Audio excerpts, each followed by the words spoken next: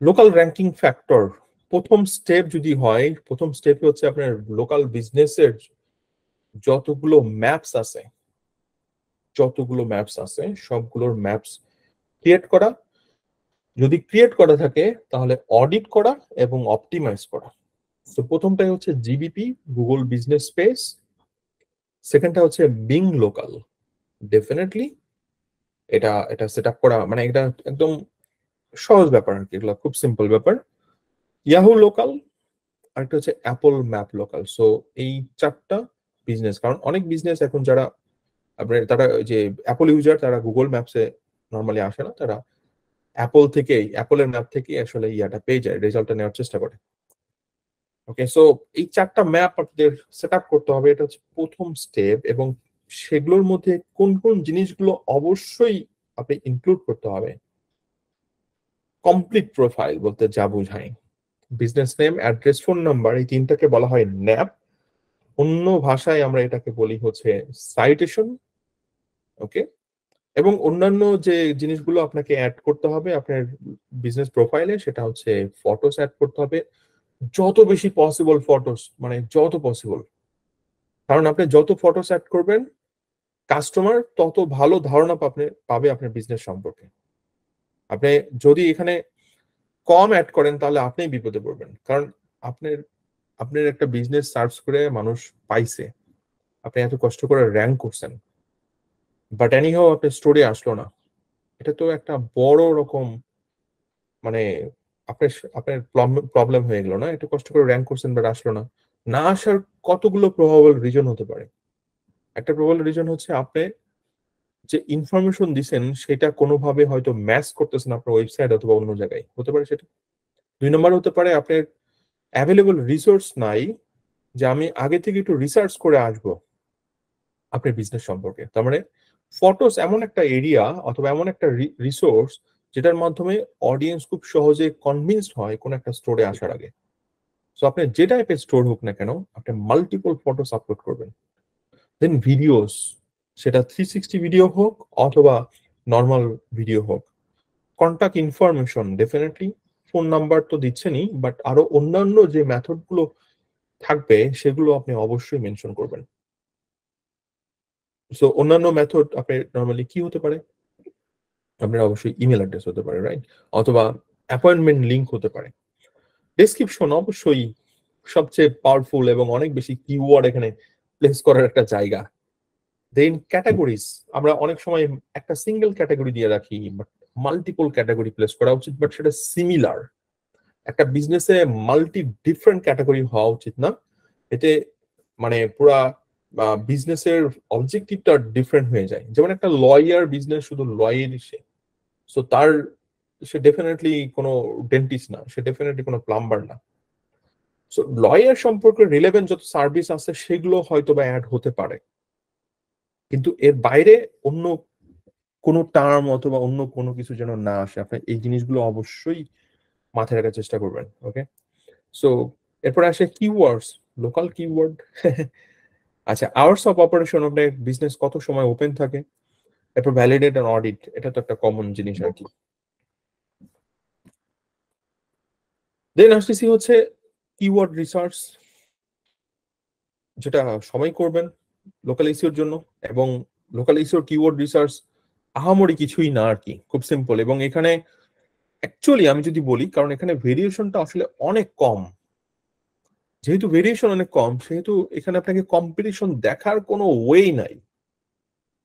একটা বিজনেস, এটার main seat keyword হতে পারে ক্লিনিং অথবা ক্লিনিং সার্ভিস। এটা যদি তার সিট কিওয়ার্ড হয়, সেই ক্লিনিং সার্ভিসের আগে এবং পরে আপনি যদি কিছু প্রিফিক্স এবং সাফিক্স অ্যাড করেন তাহলেই সেটা লোকাল কিওয়ার্ডে কনভার্ট হয়ে গেল।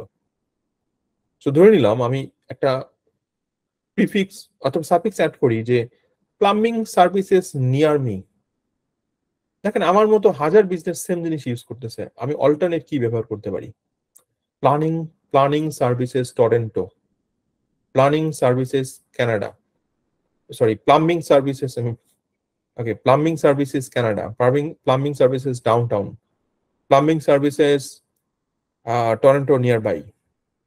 আমি এই টাইপের টার্ম এবং আমার মতো অন্যান্য বিজনেস ওনার সেম টাইপের কিওয়ার্ড ব্যবহার করতেছে, যদি তাদের এসইও এক্সপার্ট থাকে। যদি এসইও এক্সপার্ট না থাকে তাহলে তারা তো বিজনেস ওনার এগুলো জানার কথাই না, শেখার কথাই না। বাট যদি এসইও এক্সপার্ট থাকে তাহলে আমার মতো সবাই সেম ইউজ করতেছে। সো লোকাল এসইওতে কিওয়ার্ড নিয়ে খুব বেশি বদার হওয়ার চান্স নাই, কারণটা কি, এটার ভেরিয়েশন অনেক কম। আপনি যে সাফিক্স ইউজ করবেন, আপনি যে প্রিফিক্স ইউজ করবেন, অন্যান্য business local local SEO expert same term গুলো ব্যবহার করবে। সো আপনি যতই কিওয়ার্ড রিসার্চ করেন আলটিমেটলি কোনো বেনিফিট আসবে না। সো আপনি চুজ করবেন বেস্ট কিওয়ার্ডটা। এখন এখানে আবার কথা আসতে পারে যে যদি শর্ট টার্ম ক্লায়েন্ট হয় তাহলে অবশ্যই যে কিওয়ার্ড গুলো সার্চ ভলিউম একদমই কম অথবা নাই বললেই চলে, 10, 20, 30, 50, এগুলো নিয়ে আপনি আগে কাজ করে তাকে র্যাঙ্কিংটা বুঝিয়ে দিয়ে পেমেন্টটা নেওয়ার চেষ্টা করতে হবে। বাট যদি ক্লায়েন্টটা লং টার্মের হয়, যদি বুঝতে পারেন যে সে অ্যাকচুয়ালি রিয়াল বিজনেসম্যান এবং মার্কেটিং এ তার ইনভেস্টমেন্ট আছে, কারণ এসইও একটা ইনভেস্টিং মডেল, এটা একটা মার্কেটিং এর অংশ। তেমন না যে 2 মাস করলাম, একটা শর্ট দিয়ে বের হয়ে চলে আসলাম, নো। এটা বিজনেস ওনারদের বুঝতে হবে এবং আপনি একজন এক্সপার্ট হিসাবে তাকে বুঝাতে হবে, কারণ অনেক সময় এগুলো তারা বুঝতে পারে না। ওকে, এবং এইভাবে বুঝাতে হবে যে ভাই আজকে আমি তোমার র্যাঙ্ক করাচ্ছি, কালকে অন্য আরেকজন তোমাকে কিক আউট করবে। সো এটা একটা লং টার্ম প্রসেস, এটা কন্টিনিউয়াসলি চলতে থাকবে, কন্টিনিউয়াল প্রসেস। ওকে, সো এই জিনিসটা ক্লায়েন্টকে বুঝাতে সক্ষম হয়ে গেলে তখন আপনি বড় কিওয়ার্ড নিয়ে, মানে কোনো কম্পিটিশন চেক করবেন না, জাস্ট মেইন কিওয়ার্ড যেটা সার্চ ভলিউম সবচেয়ে বেশি, সেটা আপনি কাজ করেন 3 মাস, 4 মাস, 6 মাস, সিম্পল ব্রাদার। এবং ওই কিওয়ার্ড নিয়ে কাজ করলে অন্যান্য এলএসআই গুলো অটোমেটিক র্যাঙ্ক করে যাবে। বাট যদি দেখেন যে অ্যাকচুয়ালি ক্লায়েন্ট খুব কুইক রেজাল্ট চাচ্ছে, প্রতি মাসে আপনাকে রিপোর্ট দিতে হবে, তাহলে চেষ্টা করবেন জিরো সার্চ ভলিউম কিওয়ার্ড গুলো দিয়ে র্যাঙ্ক করানোর। কারণ zero search volume keyword rank করে যাবে, ক্লায়েন্ট আপনাকে বলবে যে এই কিওয়ার্ডে তো সার্চ ভলিউম নাই, কিন্তু ওই কিওয়ার্ডটা আপনি আরো মাল্টিপল এলএসআই কিওয়ার্ড র্যাঙ্ক করাতে হেল্প করবে। এবং যে সমস্ত কিওয়ার্ড র্যাঙ্ক করাবে দেখবেন যে সেই সমস্ত কিওয়ার্ড আপনার জানেনও না, বাট সেগুলোর সার্চ ভলিউম হয়তোবা আছে। ওকে, এবং অনেক সময় ক্লায়েন্টকে দরকার পড়লে আপনার বলার দরকারই নেই সার্চ ভলিউম। কোনো কোনো ক্ষেত্রে ক্লায়েন্ট এগুলো বুঝবেও না যে সার্চ ভলিউম কি। ক্লায়েন্ট আপনাকে নিজেই বলে দিবে যে আমার এই টাইপের কিওয়ার্ড র্যাঙ্ক করতে হবে।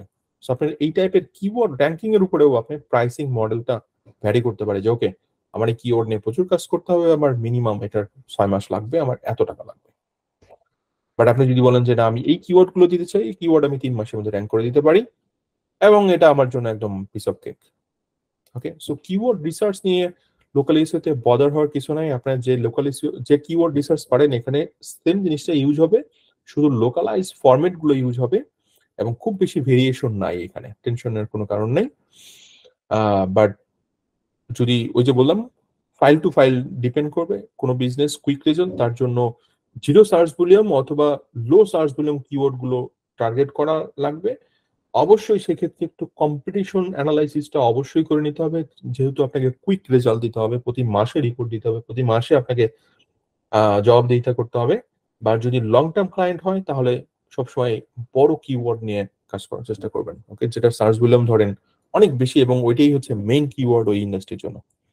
কোনো কোনো ক্ষেত্রে লোকাল কিওয়ার্ড র্যাঙ্ক করার করতেছেন, সেটা ঠিক আছে, বাট আপনার যে মেইন যে কিওয়ার্ড থাকে, সিট কিওয়ার্ড, যেমন প্লাম্বিং সার্ভিস, আপনি সেটা নিয়ে র্যাঙ্ক করানোর চেষ্টা করবেন।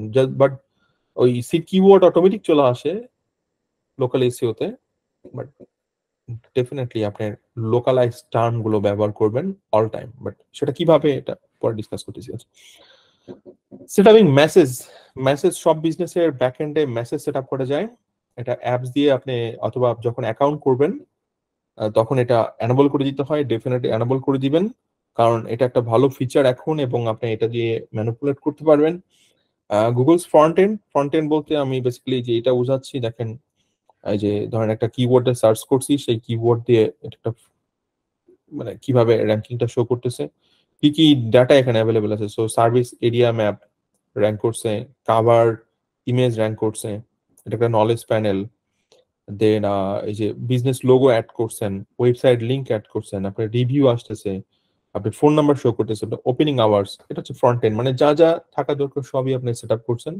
এবং যখন একটা ম্যাপস আপনার সেট আপ করবেন, এবং দুইটা অ্যাঙ্গেল থেকে অপটিমাইজ করতে হবে, ডেস্কটপের জন্য অপটিমাইজ করতে হবে, মোবাইলের জন্য অপটিমাইজ করতে হবে, কারণ মোবাইলে অনেক ফিচার আছে যেটা অ্যাকচুয়ালি ডেস্কটপে অ্যাভেলেবল নাই। ওকে, সো অবশ্যই এটা মাথায় রাখবেন। এরপর আসতেছি হচ্ছে ক্যাটাগরিজ। আপনি হচ্ছে যেটা বলতেছিলাম মাল্টিপল ক্যাটাগরি অ্যাড করতে হবে, বাট সেটা অবশ্যই ক্লোজ রিলেভেন্ট। আচ্ছা, এরপরে প্রাইমারি ক্যাটাগরি, সেকেন্ডারি ক্যাটাগরি, এগুলো তো থাকবেই। ডেসক্রিপশন, যেখানে অনেক বেশি কিওয়ার্ড প্লেস করতে পারতেছেন। টাইটেল, এটা ম্যানুপুলেট করা হয় পুরো মার্কেটে, কারণ অনেক সময় বিজনেসের নাম বাদ দিয়ে পুরো কিওয়ার্ড এটার মধ্যে ঢুকে দেওয়া হয়, এবং শুধু কিওয়ার্ড না, কিওয়ার্ডের সাথে সিটি নেম সহ চলে আসে, এবং কোনো কোনো ক্ষেত্রে অ্যাকাউন্ট সাসপেন্ড খেয়ে যায়। বাট আপনি যদি বিজনেস নেম প্লাস কিওয়ার্ড রাখেন, সেই সমস্ত ক্ষেত্রে অ্যাকাউন্ট সাসপেন্ড খাওয়ার চান্স কমে আসে। বাট নতুন অ্যাকাউন্টে এগুলো করতে চান না, পুরাতন অ্যাকাউন্টে যদি করেন প্রবলেম হয় না। বাট এটাও একটা প্রবলেম হয়ে যাওয়ার একটা চান্স থাকে যদি অনেক বেশি মানুষ রিপোর্ট করে আপনি বিজনেস যে উনি বেসিক্যালি নাম ইউজ করতেছে, তখন যে আসলে প্রবলেমটা হয়ে যেতে পারে। তো ওর্স কেস সিনারিয়ে আমরা টাইটেলে নর্মালি যাই না, বাট যদি দেখি যে অনেক বেশি কম্পিটিটিভ, তখন যাইতে হয়, কারণ টাইটেল অনেক প্রাধান্য দেয়। আপনার মেইন কিওয়ার্ড যখন টাইটেলে থাকবে, মানে business name plus keyword plus city, এটা মনে করেন যে বিশাল জিনিস, বিশাল একটা জিনিস, অনেক প্রাধান্য পাওয়া যায়। ওকে, সার্ভিস এরিয়া, মানে আপনি মাল্টিপল এরিয়াতে র্যাঙ্ক করতে চাচ্ছেন, এটা হচ্ছে সার্ভিস এরিয়া। যেমন এই যে আমরা একটু আগে ম্যাপসে দেখতেছিলাম, এই যে সার্ভিস এরিয়া দেখেন, একটা বেশ বড় একটা এরিয়াতে ম্যাপ নিয়ে আসে। সো আপনি পুরা লাস ভেগাসে অ্যাকচুয়ালি প্রমোশন করেন, এবং এটা গুগল ম্যাপসে আপনি করতে পারবেন। দেন আওয়ার্স, ডেফিনেটলি এটা অ্যাভেলেবল থাকবে। এরপরে আপনার বিভিন্ন টাইপের পোস্ট, রেগুলার পোস্ট দিতে হবে, রেগুলার না পারলে উইকলি দিতে হবে। এরপর এফএকিউ অ্যাড করতে হবে, বিজনেস লোগো, ফটো, ভিডিও, সেগুলো অ্যাড করতে হবে। সার্ভিস প্রোডাক্ট সেকশন, সেগুলো অ্যাড করতে হবে। গুগল বিজনেস সাইট ডেভেলপ করতে হবে ডেফিনেটলি।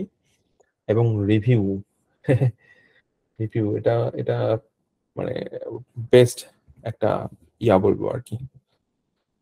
ব্ল্যাক হ্যাট, এটা সব এজেন্সি গুলো করে থাকে, এবং আপনারা যদি করতে চান, ডু ইয়োর ওন রিস্ক।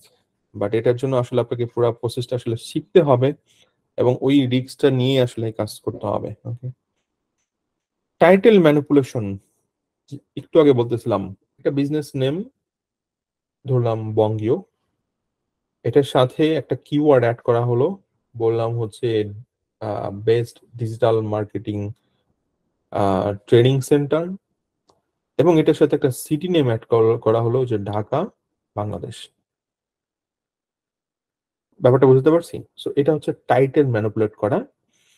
এবং টাইটেল ম্যানিপুলেট করলে কি সুবিধাটা পাওয়া যায়, ওই যে বেস্ট ডিজিটাল মার্কেটিং এই টার্মটা যখন টাইটেলে থাকতেছে, অনেক বেশি প্রাধান্য পাওয়া যাচ্ছে র্যাঙ্কিং এর জন্য।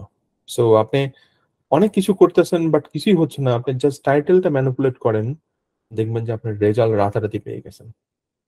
বাট এটা ঠিক, এটা কিন্তু একটু রিস্কি, কারণ এটাতে প্রোফাইল সাসপেন্ড হয়ে গেলে আপনি আসলে কিছু করতে পারবেন না। কখনো কখনো ব্যাক পাওয়া যায়, বাট অনেক সময় না পাওয়ার চান্সটা বেশি। এরপরে চলে আসতেছে হচ্ছে রিভিউ ম্যানিপুলেশন। আপনি বিভিন্ন টাইপের রিভিউ কালেক্ট করবেন বিভিন্ন অডিয়েন্সের কাছ থেকে, এবং যদি আপনার কাস্টমাররা রিভিউ না দেয়, তখন আপনি কি করবেন, ম্যানিপুলেশনে চলে যাবেন। আর এখানে ম্যানিপুলেশন বলতে সহজ এবং সিম্পল হিসাব, সেটা হচ্ছে আপনি নিজে জিমেল কিনতেছেন, ওল্ড জিমেল, যত ওল্ড জিমেল তত পাওয়ারফুল। এবং শুধু ওল্ড জিমেল দিয়েই হবে না, ধরেন আপনি 2012 সালের জিমেল কিনছেন 100টা, এবং সেটা দিয়ে আপনি পুরো জিনিসটা ম্যানিপুলেট করতেছেন। বাট শুধু জিমেল দিয়ে তো হবে না, এখানে প্রক্সি লাগবে, রাইট? এবং নর্মাল প্রক্সি হলে চলবে না, রেসিডেন্সিয়াল প্রক্সি হলে মোস্ট পাওয়ারফুল, অথবা আপনি প্রক্সি 4 যেটা আছে সেটা ব্যবহার করতে পারেন আর কি। বাট এটা শুধু নর্মাল, ওই যেটা বলতেছিলাম যে ওল্ড জিমেল হলেই চলবে না, আপনার সেই সমস্ত প্রোফাইল গুলো রেগুলার মেনটেন করতে হবে, সেগুলোকে গুগল গাইডের প্রোফাইলে কনভার্ট করতে হবে। যদি গুগল গাইডের প্রোফাইলে কনভার্ট করতে পারেন, তাহলে আপনার সেই রিভিউ গুলো পার্মানেন্ট থাকবে, এবং আপনার প্রোফাইলে কোনো ইম্প্যাক্ট পড়বে না।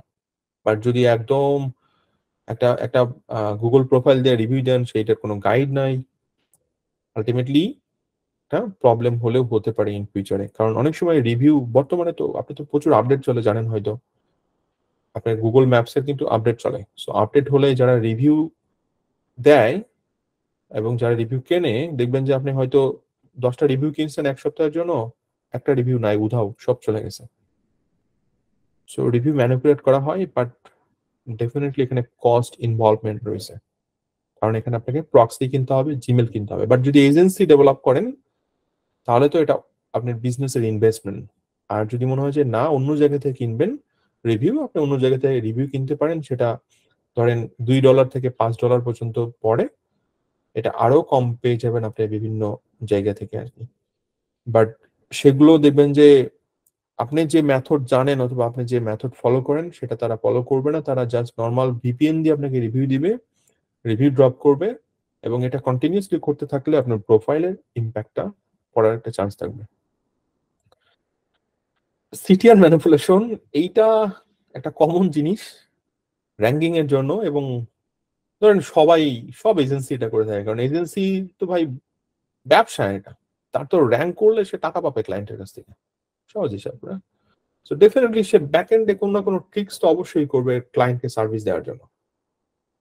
এবং এটা প্রথম 2 মাস 3 মাস করতে হয়, কারণ তারপরে র্যাঙ্ক করে গেলে আপনি regular white hat activities maintain করলে তখন আর এই টাইপের ব্ল্যাক হ্যাট অ্যাক্টিভিটি এর প্রয়োজন হয় না।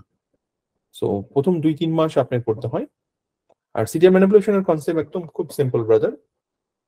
বট আপনি গুগলে যে সার্চ করবে কোন একটা কিওয়ার্ড দিয়ে, আপনি রেজাল্টের লিঙ্কটা আপনি ধরাই দিবেন। আপনি যে পজিশনে থাকেন, ধরেন আপনি 15 নম্বর পজিশনে আছেন, সে সেখানেই চলে যাবে। 15 নম্বর পজিশনে যে আপনার বিজনেসে ঢুকবে, আপনার বিজনেসের বিভিন্ন প্রপার্টিতে ক্লিক করবে, ধরেন ডিরেকশন, ফোন কল, রিভিউ দিতে পারবে না, বাট সেরকম বট অবশ্যই আছে। তো বিভিন্ন টাইপের অ্যাক্টিভিটি করবে। সো দেখেন এটা যখন মাল্টিপল আইপি থেকে ডেইলি হচ্ছে 10টা 15টা 20টা, তখন এটা কি হচ্ছে, গুগলের কাছে সিগন্যাল চলে যাচ্ছে এই বিজনেসটার ইউজারের একটা ইন্টারেস্ট আছে। সে 15 নম্বর পজিশনে থাকা সত্ত্বেও সে ক্লিক পাচ্ছে, তার মানে একে উপরের দিকে নেওয়া যায়। সো দেখেন ম্যানিপুলেশনের কনসেপ্টটা বোঝার চেষ্টা করেন। ওকে, এরপর মেসেজ ম্যানিপুলেশনটা আপনি অন্য কাউকে দ্বারা করতে পারবেন না, এটা আপনি নিজস্ব আইপি দিয়ে আসলে পুরো জিনিসটা করতে হবে। আপনি নিজেই বিভিন্ন জিমেল থেকে লগ ইন করবেন, এই বিজনেস যে পজিশনে আছে সেই পজিশন থেকে তাকে সিলেক্ট করবেন, তাকে মেসেজ করবেন, তার সাথে কথা বলবেন, এবং গুগল দেখতেছে ওকে এই বিজনেসটা ডেইলি 1-2টা করে মেসেজ পাচ্ছে, মানে এটা কিন্তু অনেক বেশি না, কারণ মাসে 30 থেকে 40টা মেসেজ, তার মানে ডিফারেন্ট জিমেল থেকে। সো এই বিজনেসটার 16 নম্বর পজিশনে আছে এবং সে মেসেজ পাচ্ছে রেগুলার বেসিসে।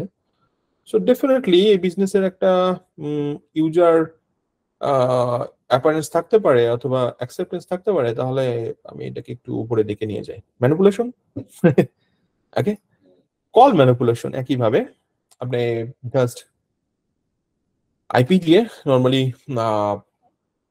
কল করা, এবং কল ট্র্যাকিং করা যায় হয়তো জানেন বিভিন্ন সফটওয়্যার দিয়ে, এবং ডেফিনেটলি ফ্রন্ট এন্ডে কল ফরওয়ার্ডিং নাম্বার ব্যবহার করা হয়, এবং এটা ম্যানিপুলেশন। এরপর ড্রাইভিং ডিরেকশন, এটার জন্য আরেকটা টুল যেটা একটু আগে বলতেছিলাম, যে আপনি বিভিন্ন প্লেস থেকে ড্রাইভিং ডিরেকশন সেট আপ করে রাখছেন, আপনার আইপি কে বলে দিচ্ছেন, টুলকে বলে দিচ্ছেন যে তুমি ধানমন্ডি আমার বিজনেসের লোকেশনে যাবা, মিরপুর থেকে যাবা, গুলশান থেকে যাবা, মহাখালী থেকে যাবা, কলাবাগান থেকে যাবা, ধানমন্ডি 32 থেকে যাবা, জিগাতলা থেকে যাবা আমার অ্যাড্রেসে।